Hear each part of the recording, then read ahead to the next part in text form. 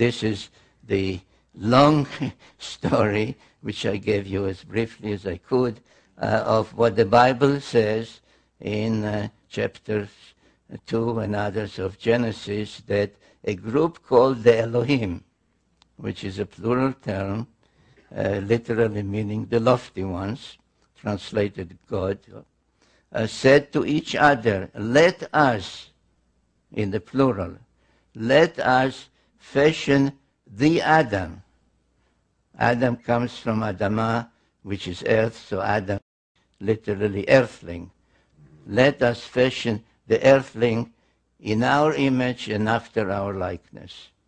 And this is essentially in one biblical verse what the Sumerian tales tell in quite a number of creation texts.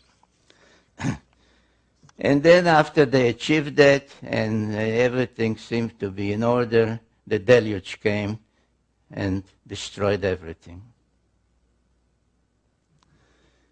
So after the deluge, there are tales, by the way, Sumerian tales describing the deluge and its reasons and its what caused it and why was one God angry and said, let mankind perish, etc., etc. But that's needs another evening. So after the deluge, when the water subsided, they had to restruct and recreate and restart everything from the beginning, and they could not do it anymore in the Edin, today's Mesopotamia or Iraq, because it was all covered with millions, or now one should say billions, of tons of mud, and nothing could be done there until the earth would take generations and generations to dry. So they shifted the whole project from where it was. If you recall, it was this way. Everything was anchored on Mount Ararat, the twin peaks of Ararat, which stand out as a marker, and laid out exactly the same idea of a landing corridor this way. Now they used as one of the facilities to serve their purposes a great platform that they had built here and that survived the deluge, right here. And again, using this notion of equidistance from there to the spaceport, which was here and here, to create the whole landing pattern, they chose a new mission control center, a new place for the Duran key, right here. And this place is known today as Jerusalem. So Jerusalem, and I sometimes, either at seminars or when I took groups with me to tour these places, I would say to them, why is Jerusalem sacred? I say, well, it is sacred to Muslims because the tale is that Muhammad was taken from Mecca or Medina one night on a winged horse and brought to Jerusalem, and there he was taken aloft and visited heaven for one night. So that's. But why was Muhammad taken to Jerusalem? Why wasn't he lifted just from Mecca or Medina? Well, because that place was already known as a sacred place, because the Christians believed that that's where Jesus preached and was crucified, etc. So I said, so why was Jesus crucified in Jerusalem? He was born in Bethlehem. He came from Nazareth. Why Jerusalem? Well, because that's where the temple was. the Jewish temple, the Temple of Solomon. So why was the Temple of Solomon there? Well,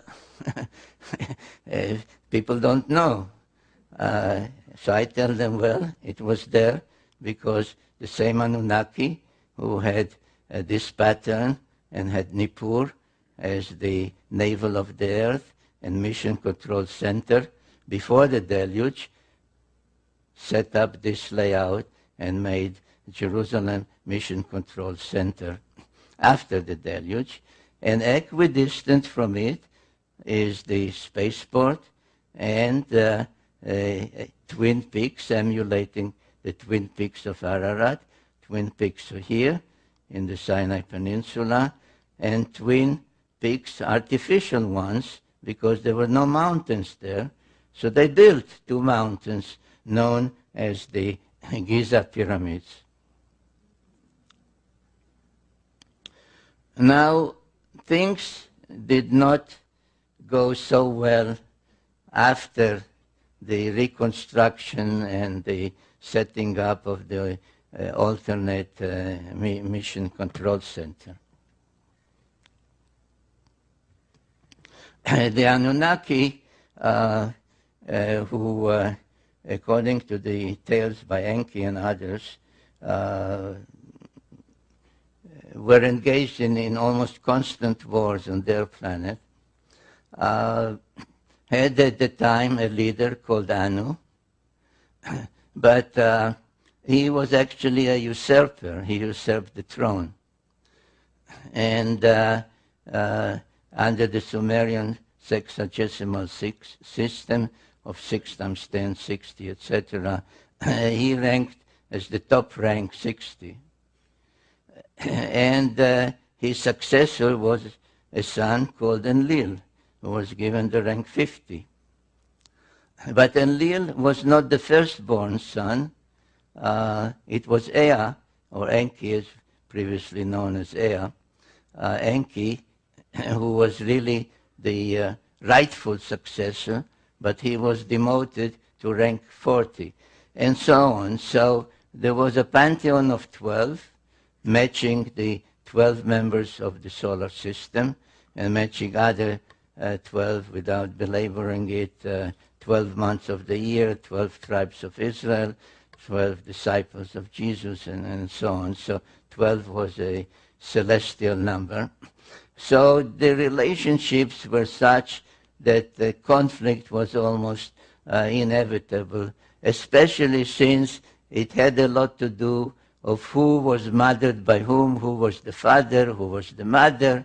If this one was also the son of Anu and Antu, then he was this rank. But if this one was only the son of this one, but not this queen, he had another rank. So the relationship was quite confused and convoluted, and leading to conflict, which soon appeared on Earth.